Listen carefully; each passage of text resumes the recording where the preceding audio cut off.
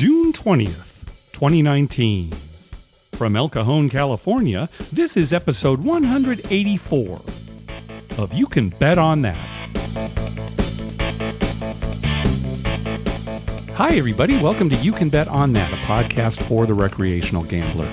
My name is Mark Duvall, and sitting across from me is Dr. Mike. Hello. Mike, some of the things that they tell you when they're teaching you public speaking, or if you're going to be on the radio, is to avoid certain things. Yes. Like, and and the little, thing you do with your and so. Although I like so. I'm going to continue to use so. So we went to the casino. You know what I'm saying? Whatever makes you happy, Mark. You do whatever makes you happy. Well, when I edit the show, I try to edit out those things, the pauses, all sorts of things. But one thing that you and I say so much is it's funny. I can't tell you how many times we start a sentence. It's funny. Yeah. Well, it's funny we say that. And it's usually not funny. Yeah. Well, we mean funny in the... Oh, I know, like strange or odd or something, but we say it so much. It should be a drinking game. I was thinking maybe people could take a drink anytime we say something stupid, but that way they'd get like blackout drunk. Right. So instead, they should just take a shot anytime they hear us say it's funny. Mark, now, honestly, when do you think people most listen to our show? Probably in the car. In the car when they're driving, exactly. Should they be taking a shot no, every time we say it's funny? I guess not. No, we'll have to come up with something else. No, what they should do is listen to the show at home with their children while they're, Saturday night, and then just take a shot every time. With their children. So if something goes wrong, the kids are there to help out. Yeah, the kids are there to call 911. All right, that makes sense. Well, Mike, you've got like a ton of stories. Is that right? I do have some stories. I have trip reports, Mark. Okay, I'm throwing it over to you then. Well, first of all, and this involves you, we went out last Friday to Harrah. And listener John from the UK came, and we had a great time with him. Yeah, that was terrific. Yeah, super nice guy, and we had fun playing and hanging out with him. That's right. And later we had something to eat. I think he had the Cardiff crack at the restaurant. He said that was very good. Yeah, yes. he said the best crack he's ever had. Nice. So anyway, John came up to the table and was talking to us, and he started to play. And then this guy, whose name was Howard. Yes. We didn't know him before, but he just happened to be standing next to me. He got the dice and had a monster roll. It was so great. Plus, it was only the second shooter of the night for us. We had won on the first shooter, which was a good roll, but his roll was unbelievably good. So all of a sudden, we're up a ton. Right at the beginning of the night. I love that. Then you're not stressing. The whole rest of the night, you're having a good time. He was making points like crazy and hard ways. And I mean, it was just like perfect timing on the come out. He'd rolled like 4 sevens or something ridiculous. Yeah. And then, make a point. And oh gosh, it was such a great roll. He was a super nice guy. Very nice. And, I tipped him well at the end. So I think he was happy, but I appreciated his great roll. I just wanted to mention that. It was now, unfortunately, the table cooled down a little bit, and we were still up quite a bit, a lot. And we decided, well, we'll go to this other table that had just opened, a $25 table, because we were playing on a 15. It was the only one open when we got there. And that did not go so well over there. No. Now, we still came home winners. I was proud of you for walking away, because after we ate, I thought, oh, Mike's going to want to go back to the table. But no, I wanted to go home and win. That was great. Because there's nothing worse than being up a ton. Yes. And then going home losing. Yes, because you were up a ton. And I don't mind going home with a good, nice win. I mean, it could have been 4 times as much, but, at least it was a good, nice win. Yeah. So that was my Friday story. Yes. Now, I have a story from Monday that doesn't really involve me. This last Monday, a couple days ago. Okay. There was a table open. There were 2 tables open Monday night. At Harrah's? You heard this story, apparently. I was told this story by a dealer. Okay. But it was Jimmy. You know Jimmy, one of the regulars out there. I probably would recognize him, yeah. No, you definitely wouldn't recognize him. Anyway, he was on the table with a guy who nobody knew, just probably an out-of-towner. The guy got the dice, ended up rolling 6 to the fire. Nice. But rolled for like an hour and a half. Just the 2 of them. Oh, so really? You see how fast that's going, right? Wow. So Jimmy had 5 on the fire. The guy had nothing on the fire. And the dealers had $1. Right. Bottom line was, from what the dealers told me, Jimmy won $42,000 Nice. on that roll. Because imagine an hour and a half with two people, how fast that's going. Oh my gosh. And the other guy, he was there last night when I was, and he was not betting a lot. Okay. So he probably was doing the same on Monday. We were talking about it, and he said, oh yeah, I'm the guy that rolled that. And, we didn't know him.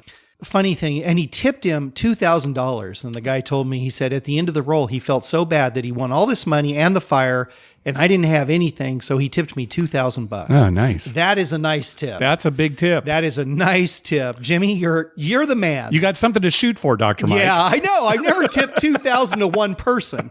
Well, dealers I have. No, over. No. I won't even count that because you've never taken $2,000 out of your rack and given it to them. You've won bets for them that have paid $2,000 or more. Right. But you haven't just given them $2,000. Okay, that's true. All right. So I got to at some point take $2,000 out of my pocket and give it to them. Okay. All right. That's what I'm shooting for. That's my new goal. So then I went last night. That's where I heard the story. I was at the table and I'm playing with the usual crowd, Phil standing next to me and a few other people. And there's a guy on the other end. And I looked at him. I'm like, he looks familiar, but I really couldn't place him. Okay. And I turned to Phil and I said, do you know who that is? And he said, no. And I said, yeah, he must have been here before. I must have seen him here before, a younger guy. Anyway, the table was choppy. It was up and down, up and down. Finally, the young guy left his spot over there and came down next to me. And he said something to us and we were just chatting. And then he looks at me and he says, are you Dr. Mike? And I'm like, yeah, he recognized my voice. Anyway, it's Jeremy from Salt Lake City who's called in several times. Yeah, and I've been emailing him back and forth, kind of a math problem we've been doing. Right, so, yeah. Right. Anyway, it was so funny. And so, he was real excited. I was excited. I was glad he showed up because he was a super nice guy and it made my night. It was way more funner yeah. to have him there to play. Good. And then at one point I said, oh, this is Phil, Jeremy Phil. Introduced him and he's like, oh, you're Firebet Phil. Wow, nice. Yeah, that was really good. Phil must have loved that. Right. And so when Phil got the dice at one point, the point was 4. And Jeremy turned to Phil and said, Phil, if you make this 4, I'll do 10 push-ups. And a couple of rolls later, Phil made the 4. Jeremy hopped right down on the floor. Yeah. Right there, Right there on that new carpet? Right there on that new carpet, did 10 push-ups and good ones. Yeah, they're not like the kind I would do. On your knees. Yeah. And I said, Phil, if you make another point, I'll eat 2 candy bars. That's my challenge to myself. I'll eat 2 candy bars. Yeah. So what's the end of the story? Well, the end of the story is he didn't make another point, so I didn't have to eat any candy. Oh, thank goodness. Which, yeah, I was really disappointed, and I'm not joking about that. But anyway, the night, it was so choppy, and it was up and down, and finally, it was getting late, and I'm like, I got to get going, and Jeremy's like, oh, he was all in on a roll, and the guy had a pretty decent roll, but then the next shooter was an immediate out, and so he lost all of his money and he said, I'm going to bed. And I hate to even mention this, Jeremy. So when you're driving back to Salt Lake, he said he was going to listen driving back. Yeah. You'll hear this story and, just. So should he fast forward right now and go past this next bit? You might want to go past this or just breathe really slowly the whole time. Before Jeremy left, a guy came up on the other end of the table and he was a real piece of work. Yeah. Let's put it that way. I don't know if he was drunk or whatever. The pit boss had to remind him many times to stop the cussing. I mean, he was a little outrageous. Yeah. But anyway, Jeremy left, another guy shot, and then this guy got the dice. And sure enough, he had a monster roll. Jeremy, I got all my money back and ended up winning for the night. Mm-hmm. He repeated so many numbers. It was crazy. But he came out on a point of 4. 4 seemed to be the big number last night. Mm-hmm. The roller had $400 line bet with $1,200 odds. Oh, wow. He rolled for a good 35 minutes, 40 minutes, never made the point. And he's so drunk and he kept saying, come on, I'm rolling every number. He made no other bets. Nothing else. So all he had was the money on the All he had floor. was that money on the line, and he never made that 4 the whole time he rolled. And we all won so much money, and everyone's just kind of laughing because he kept complaining about how he wasn't winning any money. Anyway, the funniest thing, I've never seen somebody have such a great roll and win 0. Literally nothing. Literally nothing. I mean, usually the guy, I didn't win much, but they're not betting much. Mm-hmm. He had all this money, put it all on the line, never made the 4. So I don't know if that makes Jeremy feel any better, but oh God, I wish you had stayed. You missed such a good roll. That's too bad. Anyway, drive carefully. Yes. Think of your family. You're right. Exactly. So that's my story for the week so far. Okay, good. And then, of course, we'll head out this weekend. We're going this weekend. And on the last episode also, we talked about how we're going to be out there on Saturday, June 29th. Right. To let people know. But we also want to let people know, one of the pit bosses out there told us that it's going to be their busiest day of the year. Right. They do this the last Saturday of June, and they also do it on New Year's Eve. And he said this is bigger than New Year's Eve. Right. They give away $100,000 every hour for 10 hours. So if you do $100,000 cash. Yes. If you want to come out and see us, keep in mind it's going to be hard to get on a table, and the minimums are probably going to be pretty high. They're probably going to be high. Yeah. But if you want to risk it, come out and see. Well, we don't want to discourage people, but that's what you'll be in for. It's nice that it's crowded, though. I kind of like it when there's a lot of excitement and stuff. Although I don't know, my dad claims that the machines never pay when there's they set them different. Yeah. Well, listener Donald contacted us. He basically wanted to know what our pressing strategies are when we're at the table. And I thought we'd talk about that just a little bit because we have different opinions about, when to press, how to press. Bottom line is you should never press, just like you should never play the game because it's negative EV. Right. But of course we don't do that. We're playing it for a reason. I'll go first. And this is kind of what Donald was saying too. I generally don't like to press until I've at least made my money back on a shooter. That's always a good policy. Right. So I don't press right away. Sure, you can't take advantage of a big roll if it's coming right away. But usually I'll do that. Or if I'm down a little bit, I'll wait until I'm up. I've got at least my buy-in on the table. Or if I'm down quite a bit, maybe I'll wait until the shooter has made my money back twice on him, everything that I've put out on him. And then after that, I just press maybe one unit. I'll go, $30, 6 1/8, then 60, then 90, and gradually work my way up. So that's my way of doing it. I'm laughing because, I see you laughing, mine is so different. All right, let's hear from you now. Well, mine basically involves where I'm at with my buy-in. Okay, so how the night's going. So if the night's going well, I just press every number when it hits the first time. Straight away. Let's say I put a $60 6.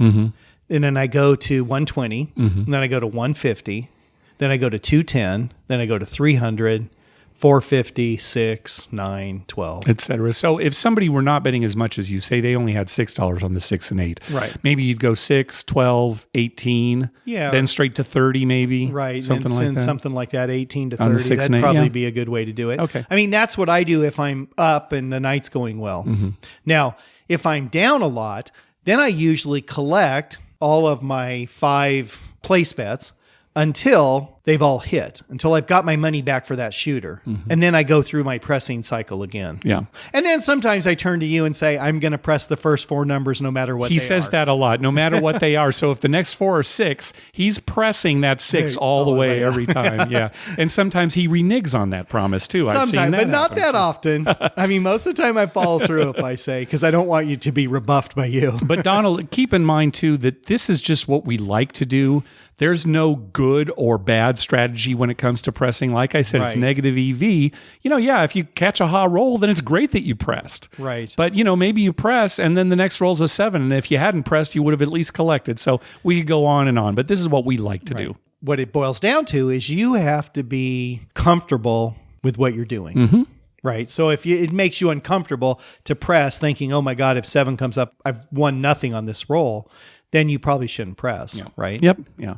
All right. We also got contacted by listener Steven. He actually called us, but he got cut off at the 3-minute mark. And so he ended up sending an email. This is one of the Stevens we met this last time in Vegas. We met, Steven was the name this time. We met a lot of Stevens. It's usually David. This time it was Steven. Right.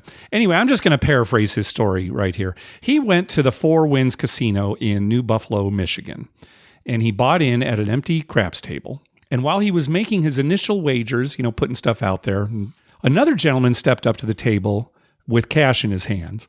The dealers asked if he was going to buy in, and he shook his head no. So the dice came to Steven, and he came out on a hard 6. Now, at this point, the other gentleman bought in for $1,000. Right there, it's kind of strange, right? Yeah, but, why wait for the come-out roll? The dealers asked if he wanted to make any bets, and again, he said no. So it's already straight. He bought in after the come out roll, doesn't want any bets. So as Stephen is throwing his next roll, the guy yells out 7. And of course, Stephen rolled a 7. Yeah, of course. I mean, I got to stop right there. What? Okay, this is obviously a don't player. He has no stake in the game. Nothing. He made no bets. What does he care what He's just a up? jerk. He's just being a jerk. That's the only reason, right? Yeah, right. So Stephen is 7'd out. So the guy makes a pass line bet, and he's ready to shoot. But as is the case at most crap tables, if a player didn't have any action on the previous shooter, he doesn't have the option of shooting next. Right? Right. You have to have action. That's a pretty standard very rule. Very common. You have to be playing. So the dice went back to Stephen. And, of course, the guy gets all angry about that. Right. I think we know the personality we're dealing with here. Anyway, the guy bets on the don't against Stephen. Don't pass and don't come. Every time, right before Stephen threw the dice, this guy would shout 7. At this point, if I'm a pit boss, I got to step in. I guess maybe he's got money. Maybe they know him, but I know it's just rude. It's just rude. It's just like calling someone a name. There's just no really, reason for it. Right. Well, Stephen ended up having a great roll. He made 3 points, a couple of hard ways, the all tall. He was only a 4 away from them all. And then when he finally 7'd out, the guy clapped and cheered and said, "Finally." Oh, God. So now it was his turn to roll. So this guy bought in for another $500, and Stephen decided to play the don't against him. Right? So the guy came out on an 8. Stephen took odds on his don't pass, and then he made a don't come bet. Next roll was a 6. So that don't come goes up to a 6. He took odds on that. Next roll was a 2. Oh, he had another don't come out there, so he won that one. 2's a natural. And then next roll was a 10.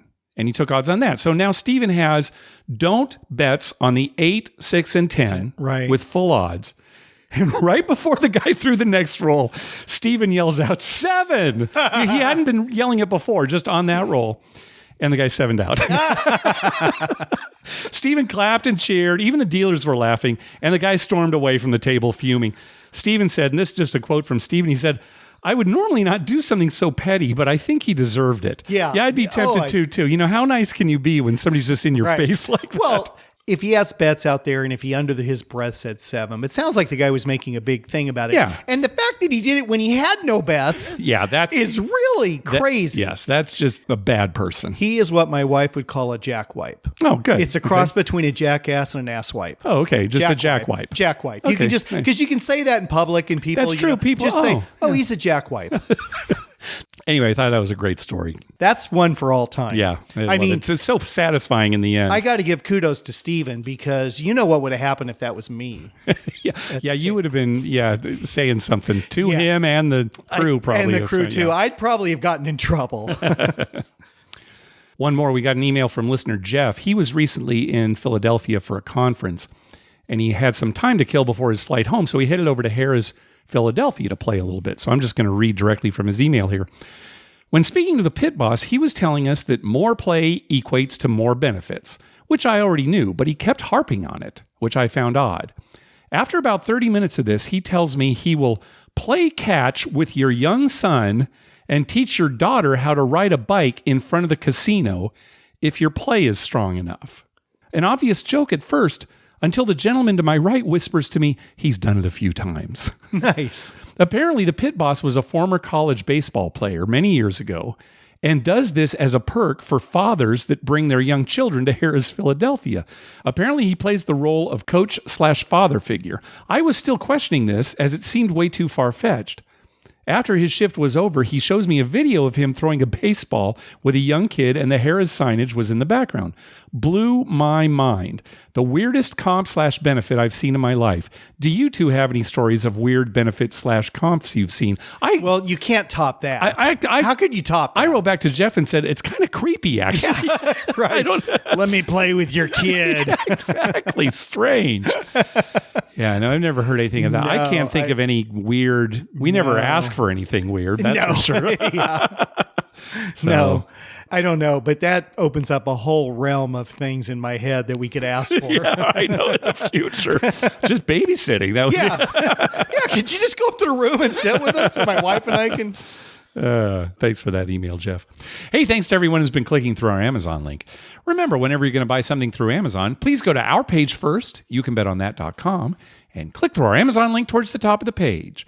All right, let's move on to our voicemail hotline segment. Remember, call our hotline at 951-292-4377. That's 9512-WAGERS. 9512-WAGERS. And maybe we'll play your clip on the show. First up is Rob. Hello, Dr. Mike, Mark. My name is Rob. I live in Oklahoma. I've just been tuned into your particular podcast, matter of fact, last night. And after listening to a few of your more recent broadcasts, I've noticed that you've been touching on some of the nuances of our fair state and some of the games and their infamous antes. And I wanted to see if I could add a little bit to it. First of all, I have not frequented any of the casinos in Oklahoma City. I've stuck mainly with Tulsa. So I wanted to touch on how some of the casinos there operate. There's one particular casino that's made news lately called the River Spirit. I believe it's ran by the Muskogee Creek Nation. That particular casino was one that I favorited out of the three that I go to because they actually had a craps table that was ante-free. I think that they actually covered it for the players, so technically money was still going into that pot you discussed, but it was still on the casino's tab, which was awfully nice of them. However, due to the large amounts of storms that have rocked this part of the nation, the reason it's called the River Spirit is because it's right by the Arkansas River, and that particular river has flooded drastically and has flooded the casino. So the River Spirit is closed for an undetermined amount of time. The other two, the Hard Rock and the Osage casinos, well, the Hard Rock does have a craps table, but they do still charge the dollar ante. Admittedly, one benefit is that their particular field bet does include a triple on a 12, whereas the River Spirit does not. That was only a double. However, the Osage does have ye old bubble craps with, as it was discussed before, a $1 minimum and only a double odd, and still no ante. Admittedly, River Spirit also had bubble craps, but it was a $3 minimum. Again, no ante. So as long as that continues to be the status quo, I have a feeling that there are going to be quite a few people flocking to these bubble craps because, like you said, they are a great opportunity for those who don't necessarily want to spend $5 or $10 per throw. Oh, but I will say one thing about the Hard Rock's ante. They only charge the dollar ante if you won on the last come out or if there was an actual point established, whether you won or lost. So if you lost on the last come out roll, and he got cut off there, but I think you could tell where he was going with it. Right. Probably a craps on the come out roll. You don't have to pay the ante again for the come out roll. Right, So, you paid it already. yeah, and just to clarify too, these antes, they don't go into some pool. This is how the casino makes their money at table games. That is their money. The ante goes directly to the casino, and supposedly these player pools are what actually fund the game. So they're not covering the ante for you. They're just not charging it. They're not charging anything. Now, they do get a cut of the players' pool, the same amount that they give the state. And again, I'm not accusing Oklahoma casinos of doing anything, but some clever accounting, probably they can make some money from those table games in other ways as well. Plus, they're making money on all their machines. Right. So the machines are where they make most of their money. It's kind of a competitive thing, if you can get people into your casino saying, hey, there's no ante. And I even posted something from one of the casinos that doesn't have an ante on any of their tables ever. So, right. It's up to them. That supposedly is how they make their money at the table games. Right. All right. Next up is Julia. Hey, Mark and Dr. Mike. This is Julia from Washington with a tiny trip report from my Memorial Day weekend trip to Las Vegas. I was lucky enough to get to meet up with you guys at Ellis Island, and I just have to say that was a real thrill to get to play craps with Mark and Dr. Mike right there. The tips from Dr. Mike were terrifying, but I did what he told me to do, and your tips were wonderful as well, and I found myself using them during the rest of my stay in Las Vegas. I hope I didn't fangirl too much on you guys, but it was just a delight to get to meet you in person. I did get to use, as I said, those tips next morning at New York, where I was playing at a $5 table, and I was placing odds bets and place bets and combats, and I felt like I was really getting the hang of the game and could actually have a good time. I ended up playing for about an hour and a half, and it was just so much fun. Anyway, as I said, so awesome to meet you guys, and as always, keep it up and keep us laughing.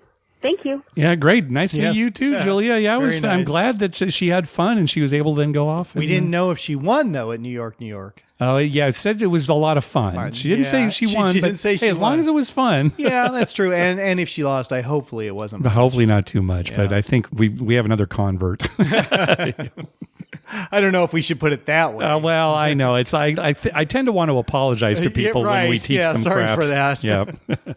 All right, Jana is up next. Hey guys, it's Jana from Houston. I just wanted to call in and thank you for the information you had given me on learning to play poker. I know this is something that is not going to happen overnight, but I do appreciate your tips. And I also wanted to make a quick statement. I hope you guys know just how lucky you are to have somebody that you can talk to or enjoy your love or your passion of craps with. My husband indulges me, and he just doesn't get it exactly, but he indulges me, and I appreciate that. But I don't have anybody that I can really chat with or talk to about the game, and I really miss having that. But I just want y'all to know y'all are two very, very lucky people that you are so close and you enjoy each other's company and you love talking about the same thing. That's really all I had to say, but I just wanted to say thanks and to let you know that you guys are super lucky. Y'all have a great time playing craps, and talk to you later. Thanks. Yes, we know how lucky we are. Yeah, we do not take it for granted. We definitely know. I was just saying that to Jeremy last night on the table, how lucky we both are. We have a common interest. We've been able to do this podcast. Right. We've got wives who understand, right. our hobby. That's the biggest part. That's a big part too. Jana, I'll tell you, you need to come out to one of these events, like maybe the summit in October. It sounded like Jana was going to try to come out for the summit, because you will meet a lot of like-minded people. And you'll be able to talk about this stuff. I know that if you're a craps table, you're probably with people who love to play craps. But this is quite something when you're in this setting where people have come out specifically to meet other people. Right. And it's not just craps. There's video poker, and they're playing, Asian games and blackjack. And Vegas in general. And what you might want to do too, you were talking about how you listen to Vito now. Take a listen to 500 by Midnight, because that's the podcast that the summit is built around. That's why everybody goes out there. It's a Vegas-based podcast. They talk about gambling a little bit, but really it's mostly Vegas. And that is the catalyst for the summit. And come out and meet some people. Yeah. Yep, that's the thing to do. All right, next call. Hey, Mark and Dr. Mike. This is Jason from Texas. I have been a long-time listener, first-time caller. I live in the Dallas-Fort Worth area, so I usually go up to Oklahoma or over to Shreveport. But I just took a new job starting in August, and I'm going to be in Upstate New York. I have no idea what the gambling situation is like in that area. I have no clue as to what's a good place to go. I have no clue as to what's even available. So any advice, tips, recommendations that you or any of the listeners have would be greatly appreciated. Thanks, and have a good time. Yeah, Upstate New York, we don't know.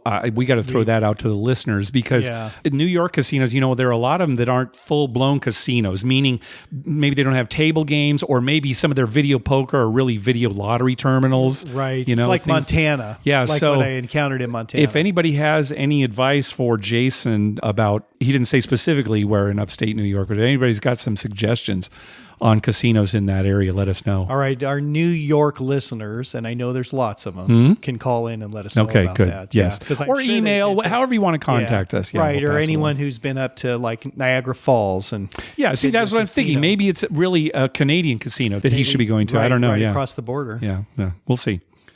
All right. Next up is Brooks. Hey, Mark, Dr. Mike. This is Brooks here from Colorado. Just thought I'd call finally, let you guys know a little trip I went on up to Blackhawk this weekend.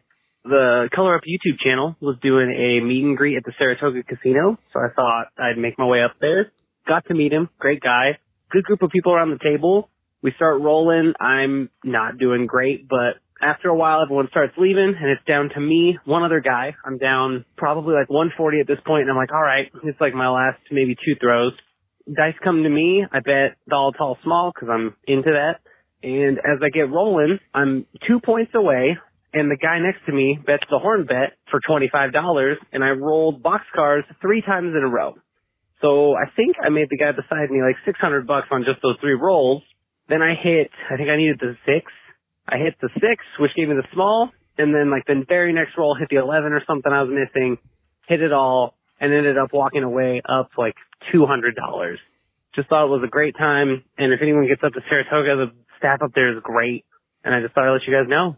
See you around. Good, thanks, Brooks. Great. Yeah. I love that all tall. Small. Yeah, I'm not a side bet better, but I know how exciting it is when it's they hit. It's very exciting. It's especially exciting when you just have one number. Yeah, and you know what it is. Yeah, it's like, all right, all you need is, your breath. Especially if it's one of the easier numbers to roll, like a 6 or an 8, yeah. Yeah, but it's always this. It's always one dice lands and it's like a 4, and you're thinking, come on, 2, be a 6. And then it's like a 6, It's like, you mean the other die is a 6. The other die Why is a would 6. you have picked the number 6 for the other die when 6 is what needs to be rolled? Because 10 came to my head. I don't know why. Okay, so a 4 is on the first die, and you're hoping for a 2, but instead a 6 comes on that second die for a total of 10. Right. Okay. I think it was pretty clear. Yeah, now it is. Yeah. All right, next call. Hey, Mohawk and Dr. Mike. This is Nick from Vermont calling again. I've actually started gambling more recently. I started gambling based on the March Madness tournament. My brother convinced me. I'm not a big sports guy, but he convinced me to join his tournament, which was for $1,000. And I know you guys talked about it in the past about doing survivor pools. This was my first time doing a survivor pool ever. I know you guys talked about doing survivor pools for football, but I was just curious if you guys ever did a survivor pool for March Madness. So I ended up tying for the win for that one, so I ended up getting 500, and ever since then I've been on a gambling spree going every 2 weeks. Most recently we went to New York, Akwesasne, Mohawk Casino. I figured Dr. Mike would also like that name, Akwesasne. I think it's pronounced Akwesasne. It's a pretty nice casino. Dealers are good. There was a story where a guy put his money on the don't pass. It was one of those receipts where you could just put it down for, it was like $50 a free play. And he was playing the pass line, but then decided to put don't pass, and it was an immediate 7. And he was like, I never play the don't pass. And then the dealers and the boxman and the pit boss actually gave him the payout, even though he put it on the don't pass and the 7 came out. Since he complained a little bit and said that he never played the don't pass, they gave it to him. Definitely a small casino, a lot of smoking. So if you're not a fan of smoking or have somebody with you who does not do well with smoke, I would not recommend the casino. But yeah, hopefully I'm going to hit up Springfield at some point. And Mohegan and Foxwoods in 2 weeks. We'll hopefully give you a report. And my goal is to reach $1,000 by the end of the month. And I'm hopeful that I can do that because I'm only 80 away. Love the show. Almost caught up. I think I'm like 5 episodes away from being fully caught up. But just love the show. Hope you guys have a great rest of your day. All right. Bye. Yeah. Well, good luck, Nick. Yes. Well, a March Madness survivor pool. Now, when you're doing a survivor pool in football, one of the rules is you can't pick the same team twice. Right. So, if in the first week you pick the Patriots, you can't pick them the whole rest of the year. Well, with March Madness, teams are eliminated each week. So you could potentially be, in the Final Four and you have no teams to pick from anymore. Yeah. Just trying to figure out how that works. I don't know. Yeah. Well, obviously we've never done one. So no, he'd have to call back and explain that. Yeah. I'd like to know. That'd be interesting. That'd be a fun thing to do. That would be good. Yeah. Well, let's think about that. Let's see if we can figure out a survivor pool. And plus, the thing about a survivor football pool is, people make their picks only once a week, so it's pretty easy to organize. Right. You'd have to be pretty on the ball, or all the participants would have to be on the ball to give you their picks. Right. You might have to pick one day and the next day. Yeah. Something to think about. All right. Next up is Ethan.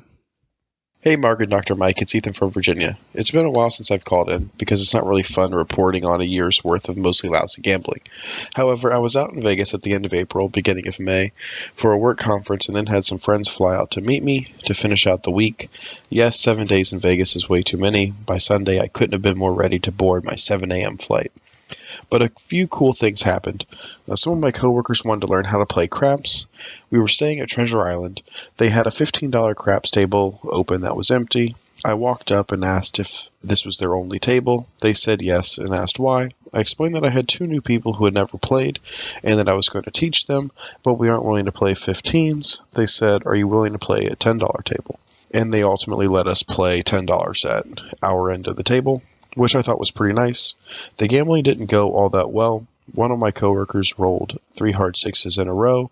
I had a two-way bet that I parlayed to $10, and I collected the 90 on it twice. Hindsight being 2020, I should have done the Dr. Mike and gone for the 900, but things were going so poorly, I just wanted to rack the 90 to survive another shooter so that I could keep teaching. But if I had parlayed it up to 100, would have been able to collect that 900. We had a very patient, great dealer. At one point, my coworker Lexi was chasing and had a $12 6 and said, move it to the 8. And the dealer said, no, I'm going to leave it. She said, but if it hits an 8, you owe me. And he said, if it hits 6, you owe me. Sure enough, an 8 hit, and she was right. And they still paid it, even though her money was on the 6. Something tells me they would have paid her on the 6 too. I think we all ended up busting out, so the casino won in the end. But at least they did the right thing and paid her without making a fuss. That's pretty cool. And also letting us play $10 because they weren't making any money at an empty $15 table. My coworkers left on Thursday, and my friends ended up coming in to join me that same night. My friend Todd had never been to Las Vegas before, so I was showing him around. We gambled a ton. To slow things down a little bit, we did the Flamingo Daily Poker Tournament. I went out number 5, and Todd went out number 4. Was pretty sad that we missed cashing on that. They paid out the top 3, but we went card dead, and bluffing ended up not working out for us. Late Friday night, things started to turn around a little bit, but by Saturday they were back to normal, and ultimately took a pretty big L on the week. This is my 10th Vegas trip, and I am still chasing a winning trip. I broke even once, but have never gotten anywhere close to winning / covering my trip costs. But maybe one day. Gosh, I hope so. Yeah, that's coming. too bad. It's coming. He's going to hit a streak where he goes like 5 trips in a row and wins. Isn't that good customer service? That whole 6 and 8 story. Yeah, that's especially for a new player, and it's so great. easy to do. I could see some casinos just freaking out. Right. Well, and the bottom line is he made the right call there. They got all their money in the end anyway, right? But they had fun and they felt good about that. It's a good story. Yeah, good story. I wonder how many people enter that poker tournament. Yeah, I don't know. They only pay 3 places. It must not be that many. Maybe just a couple tables or something. Yeah, maybe it's like 2 or 3 tables. Yeah, like 15, 20 people or something. I mean, if you I would think so if you're only paying 3. Yeah. Right. Yeah. Okay, next call. Hi, Mark, Dr. Mike. This is Landry from Orlando. Short-time listener, second-time calling.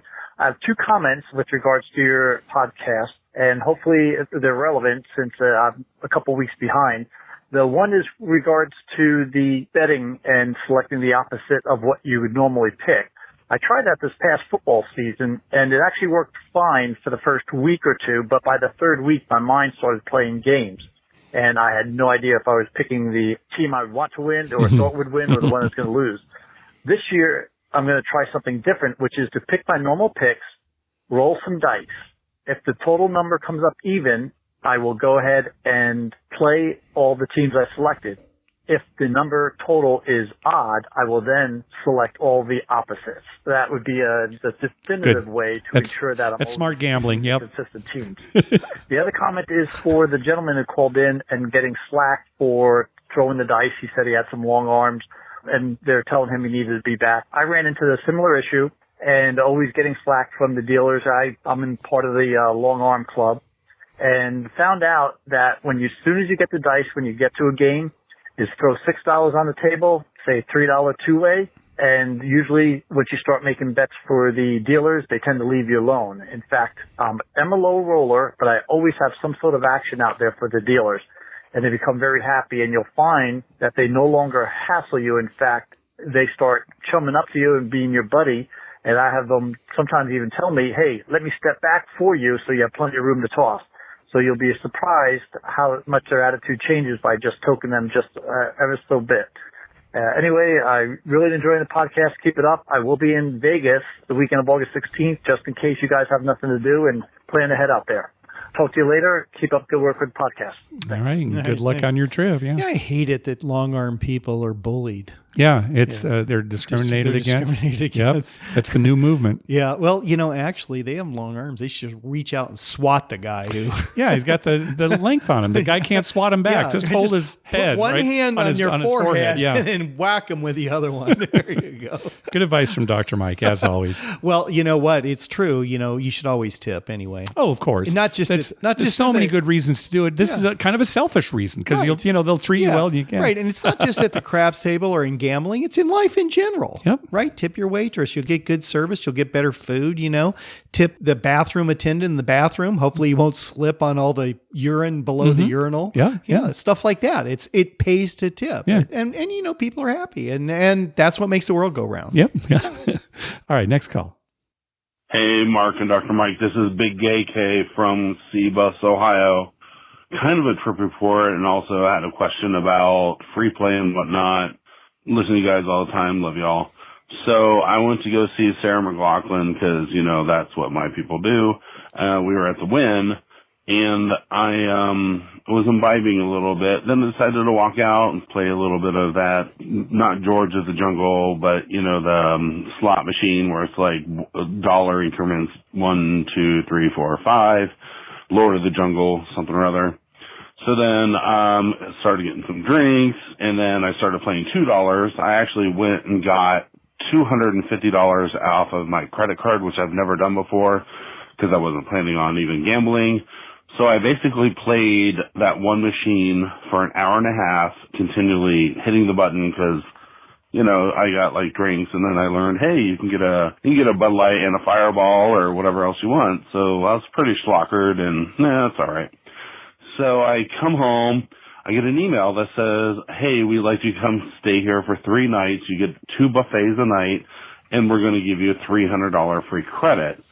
So my question is what do they expect out of this if I go there and don't play that? I've never played there before. I mean, I played there before. I did have a card, but I always played like $20 there just to take my friends there and everything to see what it was like. So I didn't know, can they come back and say, hey, you didn't, you only played $100.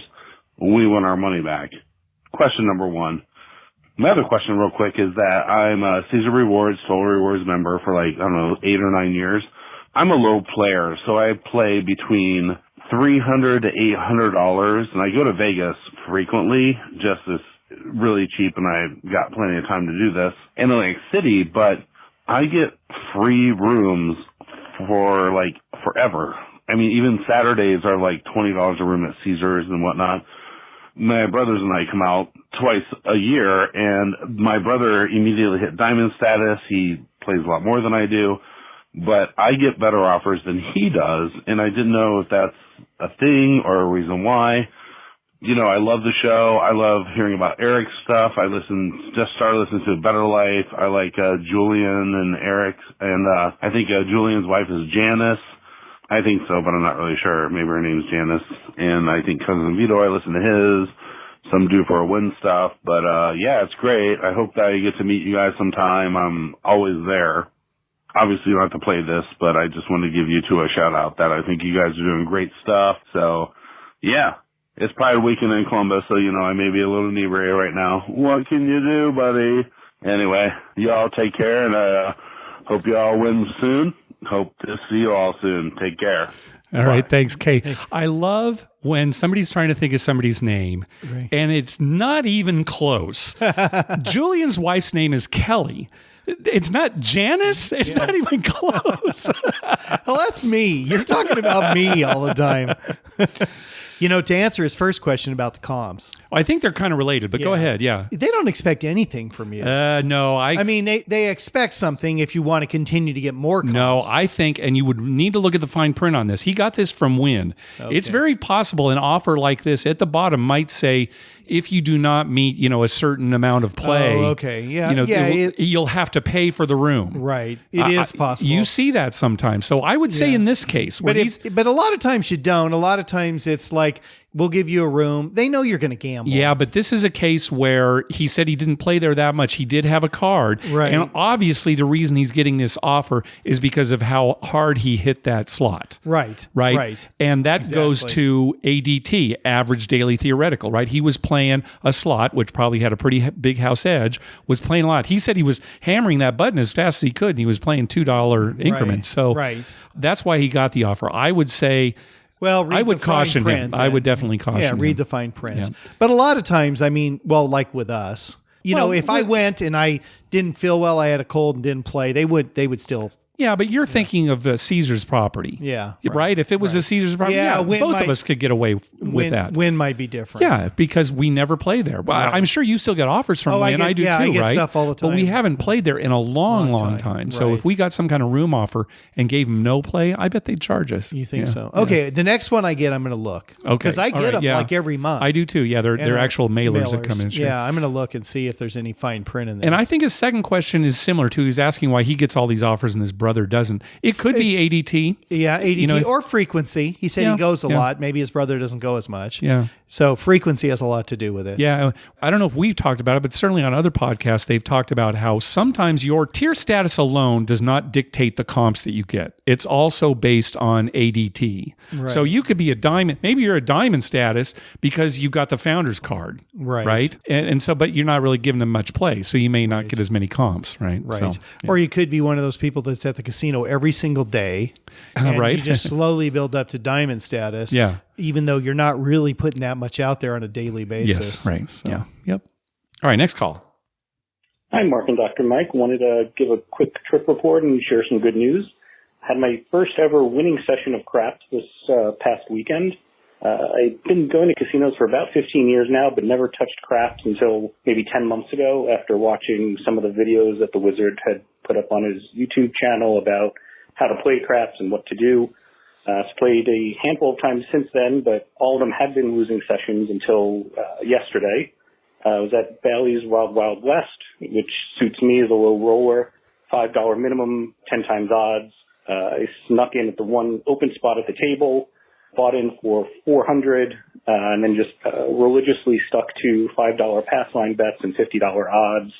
The table was packed. There was a tremendous amount of center action, which I observed but obviously didn't partake in. Good. But atmosphere was upbeat and friendly.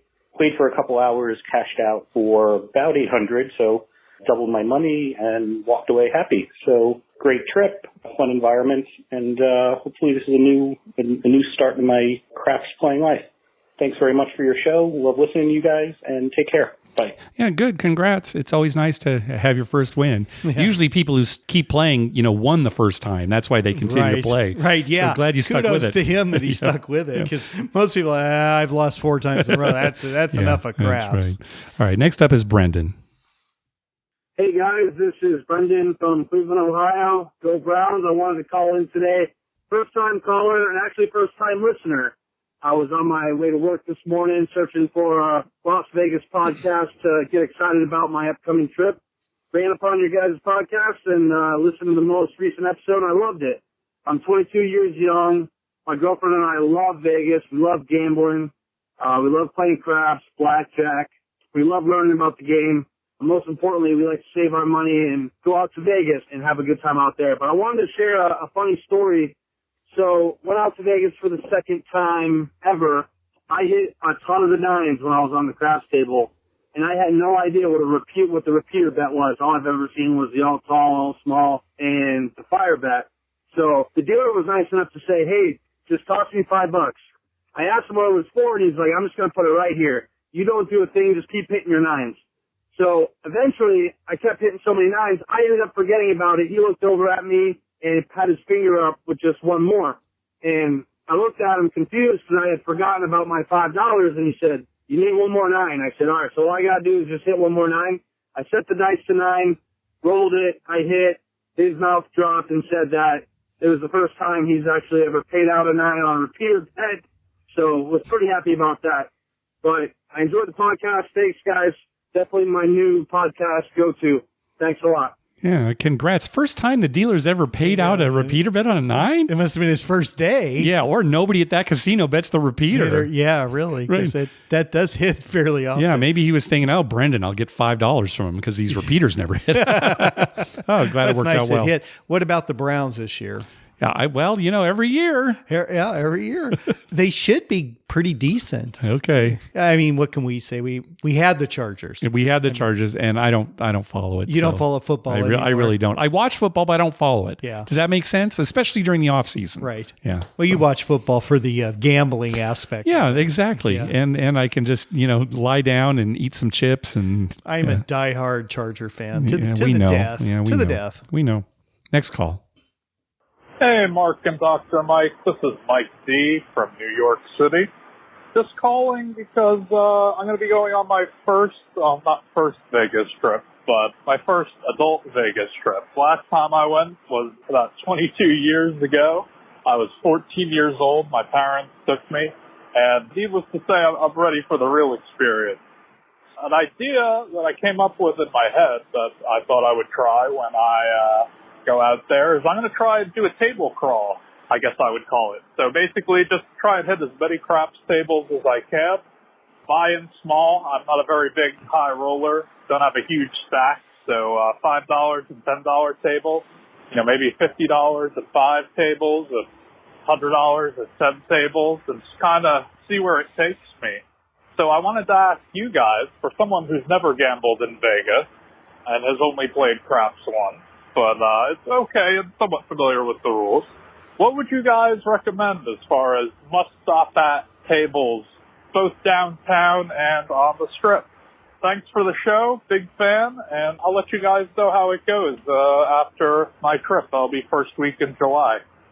All right, well, good luck. And yeah, we love the idea of the table crawl. Yeah, we downtown, talked about it before. Just go to everyone. one. I was thinking the same thing. They're so close. Yeah. They're so close. Just go to every single casino downtown. Yeah, There's really agree. not a bad one. And then on the Strip, start at Center Strip. Start at Center Strip and maybe hit some of the less expensive joints so that you're not at a $25 table. Harrah's, the Link, that whole side of the street. That whole side of the street. Yeah, but then maybe work your way down to Excalibur in New York. There's nothing special really about any of these tables. We talk about places we like to play, but we can't say, you absolutely have to go to the craps table here because you never know. It depends on the crew. Yeah, go to New York, ride the roller coaster. Yeah, sure. There you go. Ride the VR with the VR thing. Yeah, that's what I want to do. I want to do that too. Yeah. That's going to be one of our bucket list things. Yeah. I think that'd be fun. Yeah, it's never going to happen. No. Mike, you want to do the roller coaster? I'm in the middle of a hand. Yeah, right, I'm down.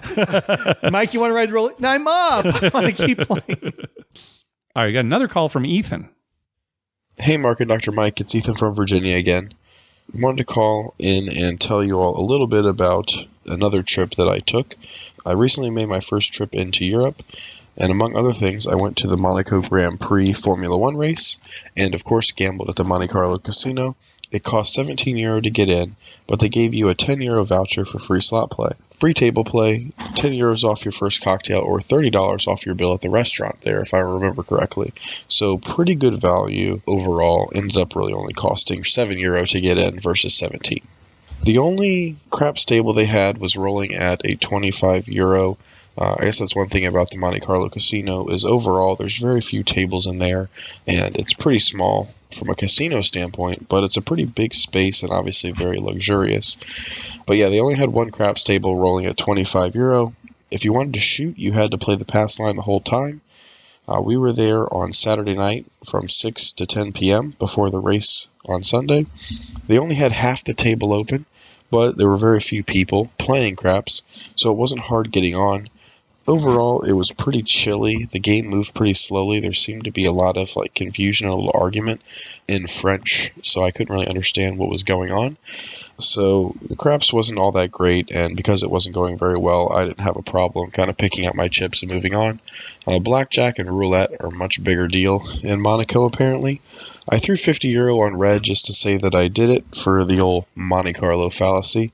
It did hit red, so that was nice, and I'm glad that I can say that I'm up for roulette in my life. There was also kind of a funny thing that was happening over at the blackjack table. There was a group of about 7 girls who were buying in for €25, sitting down at third base, playing one hand each, win, lose, or draw. They would stand up and their next friend would sit down, and they kind of rotated all 7 girls through. I thought it was kind of an interesting strategy. Had I been them, I probably would have just pooled my money with my friends. Each sat down, got to say that we played a hand, but then kind of split the wins and losses between my 7 friends versus just individually playing one hand at basically a coin flip. Beyond playing at the Monte Carlo casino, I did play at a casino in Ireland.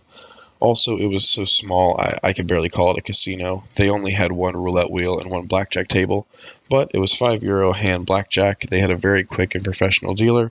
He had worked on cruise lines and was very friendly. One weird thing happened there that, at least that I thought was weird. The dealer doesn't deal a down card for himself, so therefore the dealer can't check to see if he has a 21. He did have an ace up, and I had an 11. Normally, I don't double an 11 against the dealer ace, but I was feeling like gambling, so I did.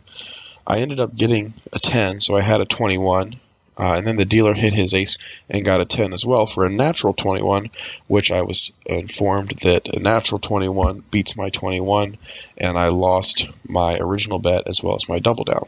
Had I known that I could have lost like that, I probably wouldn't have doubled. In America, you wouldn't have been able to make the double down because you would have lost after declining the insurance when the dealer flipped over the 21. But I guess that's my fault for playing with imperfect information, not understanding the rules there, and that a natural 21 would beat my hit to double down 21. Either way, I managed to battle through 3 shoes and ended up doubling my money. So got pretty lucky there at the end. Also, just kind of a traveling note in general, the exchange rate was only 10 cents worth of tax. So if you figure $1.10 per euro, that is not too terrible. I know it's been up to $1.17, $1.20 or more per euro. So traveling to Europe right now is actually not too bad on the exchange rate bit. Hopefully my luck can turn around this summer. I think I have at least 1 more Vegas trip planned this year, and hopefully I'll have some better and more exciting stories to report on. Thanks for all that you do, and good luck on the tables. Good. Thanks for the report, Ethan. Yeah. Yeah, I didn't know that about Monaco.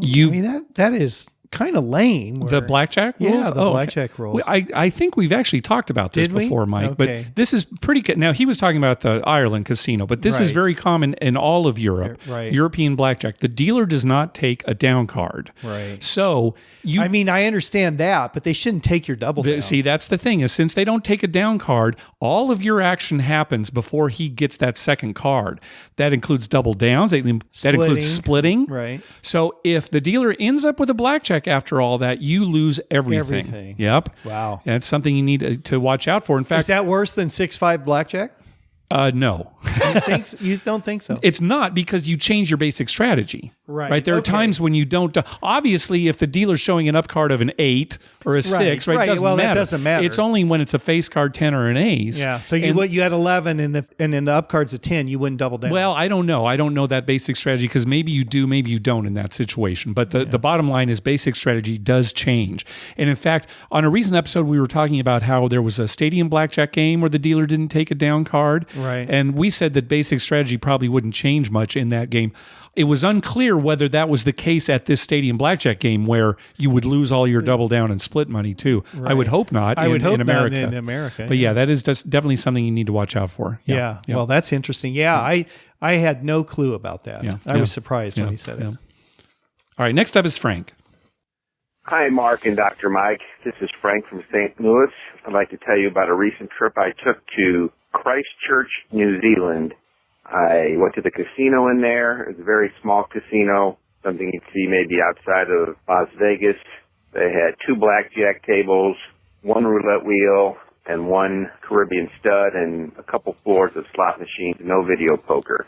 The table limits were $5 at the blackjack, which is about $3.50 US, so I thought I'd give it a try for a couple times. Their blackjack used a constant shuffling machine. Dealer doesn't have a whole card until all the players have made a decision. He pushes on 22. The good part, I guess, for the player is any 5 cards is an automatic winner, no matter what the dealer ends up with. If you get 21, it's an automatic winner, no matter what the dealer ends up with. There's no tipping. I tried to tip the dealer, and he said, nope, we don't take tips here. And they have 1 side bet Any pair paid 11 to 1. I think 12 to 1 is the correct odds. Looking at the Wizard of Oz, I think pushing on 22 causes this game to be somewhere in the negative 4% range on the odds. Went there a couple times, won the first time, lost the second time, and they end up losing $50 on the trip. Another story, my wife and I went to the casino earlier this year. It was her second time ever playing video poker. She hit a royal flush. She had a quarter in, so she ended up getting $62.50. I don't know if that's a good thing or a bad thing. I've been playing video poker for 25 years, never hit one, but that's my story. Great show. Thanks for listening. Bye. Yeah, that's a bad thing. If you don't play max coin and you get a royal flush, you get paid $250 for one. Yeah. Instead of the $4,000 for one that you'll get if you play max coin. Yeah. Right. So $62.50. That's what, and it would have been $1,000 if she'd been playing. That's a big difference. 5 quarters, so $1.25 each time. Yeah. And there you go, the blackjack talking about that. Although I don't know, I meant to look this up before we recorded and I forgot, but that doesn't sound like just the blackjack rules for New Zealand. Right. Sounds like maybe a variation of blackjack, like a free bet blackjack game or something, because 22 is a push? Yeah, 22 is a push. 5 cards is an automatic win. Yeah. And if you get 21, you automatically win no matter what the dealer gets? Yeah, I don't think I mean, how could that be? Because you could hit to 21. You could have a 16, get a 5, and you win, and he turns, because he said his whole card's not dealt till the end. Yeah. So if he had a 10 up and he turns over an ace, he's got 21 natural. Yeah, but you would still win? I mean, it makes sense if you're pushing on a 22 bust, right? That's a huge edge for the house. So, yeah, right. Yeah, so I would say maybe that's not the standard blackjack game, but I forgot to look into it, so I'll check later. But well, that was in New Zealand. New Zealand, correct? Yeah. So who knows what goes on down under? Yeah. Well, did you ever get to New Zealand? You were in Australia for the longest time. But no, my parents have been in New Zealand and Tasmania. Okay, and they're beautiful countries. They say, but I never went. You never went. Okay, that's where the next meetup will be for. Oh, New Zealand. Yeah, New Zealand. Gamblepalooza 2020. New Zealand. NZ. Christchurch, New Zealand. All right. Next up is Ben. Hi guys, this is Ben from North Carolina. Once again, the land of very limited gambling. Anyway, my wife and I, we're from Charlotte. We got about a 3-hour drive to the Cherokee Casino. And I remember a lot of episodes ago, someone mentioned that they just felt like no one was winning when they were there. Well, I guess we just got lucky because we actually had a great craps session. We found a $10 table, which is about as cheap as they get on a Saturday when we went. I bought in for about $140, not a whole lot. I didn't plan to play that much. My wife bought in for, I think, $200. And we ended up leaving with over $1,000 between the two of us. I was playing a 3-point Molly with 1 times odds, and she was playing just the pass line with single times odds. Maybe once or twice she went up to double just because she could. She went on a monster roll, and I think she probably hit 5 or 6 points. And so for me, I just kept raking it in whenever that she would do an off and on for me. I mean, I guess it's proof that it's possible to win over there, but you know how luck goes. Hopefully it transferred to a few other folks after we left because we just colored up and passed out. So good luck to everyone else. Thanks, guys. Have a great day. It kind of sounds like when your dad's complaining about Barona. Oh, yeah, you can't win at 3-card poker there. What? It's the same game, right? Now, slots I could understand. They could have the slots set, looser or tighter, different payouts.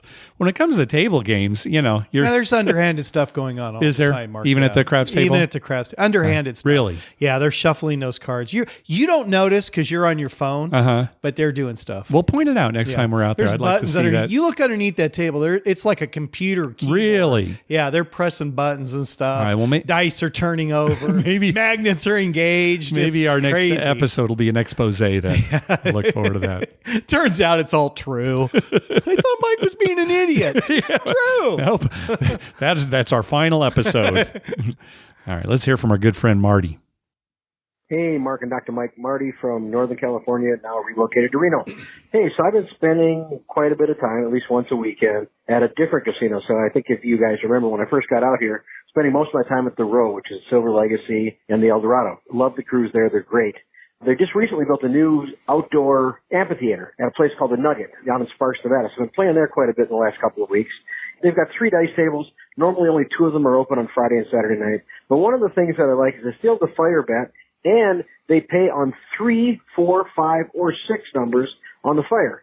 And one of the things I've noticed is, boy, 3 numbers come up a whole lot more times than 4 numbers do. So almost every night that I've been there, I've hit at least a couple of 3-ways on the fire bet. The downside to this is it pays off quite a bit less, whereas paying 6 to 1 on the 3, 29 to 1 on the 4, 150 to 1 on the 5, and 299 to 1 on the 6. So again, big difference there where normally you'd see 1,000 to 1 on the 6 bet. But the other nice thing is they don't limit you at $5. So it's a $25 limit, so you can actually bet more on the fire, and if a 6 does happen to hit, still come out of it in pretty good shape. So anyway, love it. It's called the Nugget. Just recently remodeled. It's beautiful inside. 3 different showrooms, so lots of live entertainment there. If you guys ever get up to Reno, give me a shout. I'd like to play with you guys. Have a good one. Bye. I love fire bets that pay on 3 numbers. Yeah, it hits more. I wish they were all like that. It hits so much more. I'm surprised more of them aren't like that. Makes it more exciting. Yeah, and you hit the 6 numbers so infrequently. And actually, one nice thing about only the 299 to 1 payout, no W2G. Right. Because it's under that 300 to 1 payout. So you'd think a casino would want that too. A lot less paperwork. A lot less. Let's see if we can push for that at Harrah's. All right, we'll push for it. Well, my brother-in-law lives half the year in Sparks, Nevada. Oh, that's right. That's right. My wife's brother. All right, well, bought a house there. So I haven't been there. My wife and daughters have been there, but I haven't been there. But we'll definitely be there at some point. Yeah. So maybe we should make a trip. Check it out. There. Go see the Nugget. Yeah, and finally see Marty. Finally meet Marty. And maybe I should set Marty and my brother-in-law up. His name's Mike, by the way, too. So set him up. What do you mean set him up? Well, they could be at the casino at the same time and meet. Okay. That'd be our go-between. Oh, all right. We'll have a go-between. Hi, are you Marty? Hi. I'm Dr. Mike. He does, same name. All right, next call. This may seem like a very dumb question, but going to Tunica Resorts, we're going to be the last 2 days they are open. Is there anything we should be looking forward to as far as will pays, must pays, jackpot payouts, anything that would benefit us towards like AP play? Appreciate it. Thank you. Yes. So Resorts Casino Tunica is closing on June 30th. Tunica is struggling, to keep these casinos open. At least in Nevada, if a casino closes and there are any outstanding jackpots on machines that need to be paid out, that legally have to be paid to customers. Yeah, because money was put into it. Sometimes they'll have a raffle, like the last day just to raffle off the jackpot, or they'll give it away some other way. Maybe that'll be the case here in Tunica. I don't know if the laws are the same, but we don't have any information. Our suggestion would be just go and ask. Right. And maybe some APs will be showing up anyway because they know something's going to happen. But I would just go there as early as you can and just ask around and to all the different employees. Maybe somebody will know. But we don't have any information. Just start taking stuff. That'd be my advice. That's the other thing too. Big chairs. Big chairs. Get one of those ones that has Wheel of Fortune. That's what I was thinking. The Wheel of Fortune. Because we saw that at Las Vegas Club, right? Yeah. When we got to see that tour. God. Oh man, we should have shipped that back home. If I could have carried it, that thing was so damn heavy. That would have been a great chair to have. We got to start driving I would from have now eaten on dinner all the time. every night in that chair. I would have just set it at the table. Ooh, I'm in my Wheel of Fortune chair. Your daughters would have loved that. Yeah. All right, next up is Thomas. Hey, Mark and Dr. Mike. This is Thomas from Southeast Alabama. I want to say I absolutely love you guys' show. I found you towards the end of March, and I have raced through every episode and completely caught up. Thanks for what you guys do. I want to call with a quick trip report. The other weekend, I went to Biloxi and started the trip at the Beau Rivage. I had $180 in free play from my MLife credit card. I was able to turn that into $140. It didn't play any table games there, but I saw that minimums were $10 across the board. After cashing in that free play, I then went to the Golden Nugget, played some blackjack there, $5 table. Unfortunately, it was 6-5. Then I went to Harrah's, and that's where I was staying for the trip. Played some craps. Took a buddy from work with me. It was his first time playing craps, and on his second roll, he was able to hit the all small. I'm a low roller. I play similar to Mark, pass line with odds, 6 and 8 place bet every now and then. I did, for the fun of it, play a horn high ace deuce for $5 and was able to hit it. First time ever playing it. I may play it once or twice every time at a table going forward now. The dealers at Harrah's were great, very interactive with the table, and Harrah's, I believe, is the only casino in Biloxi that offers 100 times odds. Sunday, I went back to Golden Nugget, and they had $5 minimums Sunday morning. I was there for about 30 minutes, and they were getting ready to raise them up to $10. And then one interesting thing I saw at that table, a player came in and bought during the middle of a roll. The guy beside me had the dealer return his place bets. Once the person buying in received their chips, he put the place bets back out on the table for the dealer to put back out. Not sure what that does for him, but hey, I guess that's his way of playing. Once again, thanks for everything you guys do. Absolutely love the show. Bye. So it sounds like there was not a roll between the time the guy bought in and he got his chips. Yeah. The guy just needed the bets to physically come down. He didn't just call them off. No. He wanted them down. Yeah. And then once the guy had the chips, then they go back up. Yeah, sometimes you need to do that. I guess that makes sense. Yeah. That does kind of undo the bad karma of... Yeah, you just need to do that. Whatever it takes. Okay. In order to create winning craps play, that's what you need to do. All right, well, I'm doing that this weekend. We'll see if... just all night long. God, can't he take just them call down. them off? No, I want them all the way down. All the way Thank down. you. And then... I'm the customer. Yeah, and then put them in your rack and kind of jumble them up. So when you got it, you got to fumble around to get the right amount to put them That's right. Yeah, I don't just keep them separate, right? And maybe I give them too little. All mixed up. So, you just go out there, I need blah, blah, blah, blah. And then it's like, they got to sort through it. I'll tell you what, you'll get a great rating. Yeah, I'm sure I will. Well, I'm going to tip, so they won't mind. They won't mind. Yeah, and buy yourself a point. Buy yourself a number. Pick something nice. That's what I tell them. Pick out something nice for you. But no 5. All right? I don't want the 5. Do me a favor. All right, last call. Hello, Mark and Dr. Mike. This is Michael from Atlanta. I just had a Vegas trip a few weeks ago. Sadly, I arrived Tuesday night when you guys left after, I think it was 360 Vegas vacation. So that was a bummer, but I've got 4 things I'm going to run by you real quick. First, I had 4 or 5 friends with me. Had never played craps and taught them all. One of them actually cashed out 6 times his bankroll on his first ever craps game, and I told him that's the worst thing that could have happened to you because now you're going to think you can always win, which was funny the next few nights we played. Secondly, we're basically there on a golf/gambling trip. We played out at Las Vegas Country Club and the Revere, and both were amazing courses for any listeners that play golf. If you find yourself on a chance to play one of those 2 really great courses. Really fun, really good picturesque views of the Revere because you're overlooking the skyline, and then Las Vegas Country Club is like a little gem right off the strip. Really cool. Third thing, never seen this before, but at Cromwell walking by, I saw a guy buy in with $25,000 in $5,000 stacks. They were really confused. Like, you sure you want to cash all this in? He was like, absolutely. I saw, I guess, the manager at the time walk down and, shake his hand and talk to him, and he was betting, I think, $500 on the line with $5,000 behind it. Never really seen anybody bet that high of stakes. And then, placing like $6,000, I think, on the 6 and 8. So that was pretty cool. Lastly, your newest episode, I think a guy called in about Harrah's in New Orleans. And you guys mentioned that Biloxi, New Orleans could be a good trip. I completely agree. Being from the South, I frequent Biloxi. Actually, I will be there next week. Biloxi, 8 or 9 casinos, I think. They're, all within a 5 or 6 minute drive from each other. They're all super chill. You're going to notice that the dealers are way more relaxed, willing to talk to you. Just really cool people around there. I guess that's the Southern hospitality. But yeah, just wanted to give you guys an update. I hope things are well. Enjoy your time. Bye. So yeah, Biloxi, it's on the horizon. It's in our future. Yeah, it's Gamblepalooza 2020 is either in Biloxi or Christchurch, New Zealand. Yep. Okay. Well, put some pressure on Vito and Eric. Yeah, I wouldn't be surprised if they go for New Zealand. Well, the Encore Casino, new Encore Casino opens in Massachusetts this week, June 23rd. So good luck to anybody who's going to that. I'm sure we'll hear some reports about that. Definitely. Yep. And that will do it for this episode. Hey, we want to thank some people for some PayPal donations. First of all, recurring donations from Nathan, from Brian Dancer, from Brian and Sarah, and from Joshua. Thank you so much for those recurring donations. Also, a donation from Jim and Chris from Minnesota.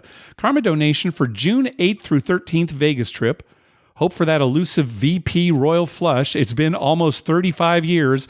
Yeah, that's a long time, but not as long as forever. Yeah. So their trip, they're actually probably back from their trip, so hopefully they had some good luck there. Also, a donation from Between Bankrolls, a karma donation for an upcoming trip to celebrate our 15th wedding anniversary. Here's to hoping that we get the courage up to play live craps this time. Please do. Yeah. Follow in Julia's footsteps. There you She's go. leading the way. Also, a donation from Vegas Bound 13, karma donation for a 3-night trip to Biloxi for gambling, fishing, and minor league baseball. Nice. Hey, Good 3 luck. of my favorite things. Yeah. Not minor league, but baseball. Baseball. You enjoy yourself at a minor league game. Have you been up here to Lake Elsinore? Yeah, I enjoy All right, so it. you prefer majors. I prefer major. Okay. I enjoy any baseball, really. All right. Also, a donation from Steven. Karma donation sent for me and all the slots listeners of the show during upcoming trip to Vegas, July 4th through 8. Yes, there are some of us out here too. Thanks, Steven. So that's I see them at the casino. The slots? You've Yeah, seen I them see there? some of those people. Stephen was one of the Stevens that we met on this last trip. And finally, a donation from Pat. Karma donation for an upcoming guys trip starting June 24th. Love the podcast. Thanks for all the time and effort you both put in. I'm hoping I'll get a chance to meet you both at the craps table in the future. Thanks very much, Pat. Hey, be sure to check out our TV listing showing all the gambling-related shows coming up within the next 2 weeks. We update those listings every Wednesday using a customized program that searches through all the raw American TV data. Just go to youcanbetonThat.com/TV-listings. We'd love to hear from you. Call our voicemail hotline at 951-292-4377. That's 9512-WAGERS. Or you can email us at youcanbetonThat@gmail.com. You can also follow us on Twitter at YouCanBetOnThat and on Facebook at Facebook.com/YouCanBetOnThat. Finally, please go to your favorite podcast app and write a review on us. We love getting your feedback. Dr. Mike, I want to personally thank you and our friend Ron for getting me Comic-Con tickets. Yes. I was shut out this year, and I thought this was going to be the first year in a long time. I wouldn't let you down. You contacted Ron, who has a table. He's actually got a booth there at Comic-Con. Right. And this year he was able to get us Comic-Con tickets. So thank you very much for that. Yes. My own personal sacrifice, because that means that weekend you'll be at Comic-Con and you will not go to the casino. That is absolutely I'll correct. have to go by myself, or I'll find some surrogate. I'll find somebody to go all right. with me. Maybe. Say proxy. Don't say surrogate. All right. Okay, proxy. I'll have my dad. Okay, that's good. Yeah. How was your Father's Day? Oh, it was very good. Yeah. Good. I actually went and watched the USA women beat Chile in, you like the way I say Chile? We are a soccer aficionado. What a pretentious jerk. Right. Anyway, I went and saw that, so we watched that good game. Yeah. Well, I had a great Father's Day. Okay. My daughters, in an effort to outdo Chris at Vegas Bun Boy podcast, they made me a statue. Oh, okay. Yeah, for Father's Day. Of yourself? No, it was of an old lady standing on top of this gold platform, and the statue said, "World's Best Grandma." And that's my Father's Day gift. That was your Father's Day gift? That was my Father's Day gift. They made it themselves, World's Best Grandma. Okay. All right. So there you go. Right here on You Can Bet on That, World's Best Grandma. You got a statue to prove it. All right. Well, I'm Mark Duvall, and sitting across from me is the world's best grandma. You almost said gambler. I almost had you. And thanks for listening. Good night.